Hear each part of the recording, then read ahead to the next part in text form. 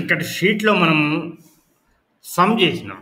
ఈ సమ్ అనేది multiple condition not 1. ఇక్కడ 2 కండిషన్స్ ఉపయోగించడం మనం ఎన్నైనా కండిషన్స్ పెట్టుకోవచ్చు. నార్మల్ సమ్ ఇఫ్ అయితే ఒక్కటే కండిషన్ తీసుకుంటది. అందుకే సమ్ ఇఫ్స్. మీరు ఫార్ములా చూడాలంటే ఇక్కడ చూడండి. ఇది formula.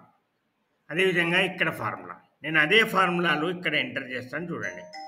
Is equal to some ifs bracket open some range ఏంది C2 టు C31 సాలరీ ఉన్నది కదా అందులో కామా క్రైటీరియా రేంజ్ ఏంది B2 to first criteria B2 to B31 comma inverted కామాస్లో గ్రేటర్ దాన్ 5 అంటే 5 ఇయర్స్ కంటే ఎక్స్పీరియన్స్ ఎక్కువ ఉండాలి అది ఫస్ట్ క్రైటీరియా.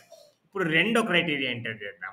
రెండో క్రైటీరియా రేంజ్ ఏంది C2 టు C31 కామా బ్రాకెట్లో ఇన్వర్టెడ్ కామాస్లో గ్రేటర్ దాన్ 40,000 అంటే ఏంది 40,000 కంటే ఎక్కువ ఉన్న వాళ్ళ శాలరీని మాత్రమే సమ్ చేయి అని చెప్తున్నాం. ఇది కూడా inverted commas close bracket close enter చూసిరా వచ్చింది వాల్యూ పైన వాల్యూ ఈ వాల్యూ మ్యాచ్ అయిపోయింది కదా. ఇప్పుడు డి సమ్ ఫంక్షన్ ఉపయోగిద్దాం.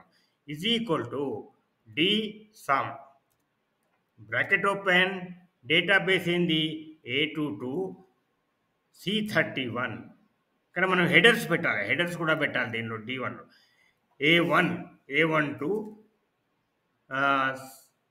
C31 ఇది డేటాబేస్ కామా ఫీల్డ్ ఏంటిది ఫీల్డ్ క్రైటీరియా శాలరీ మనం దీనిలో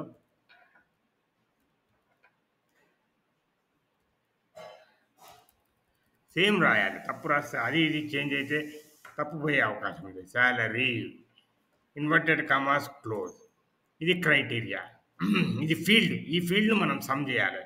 క్రైటీరియా ఎక్కడున్నది I1 నుంచి J2 వరకు ఉన్నది.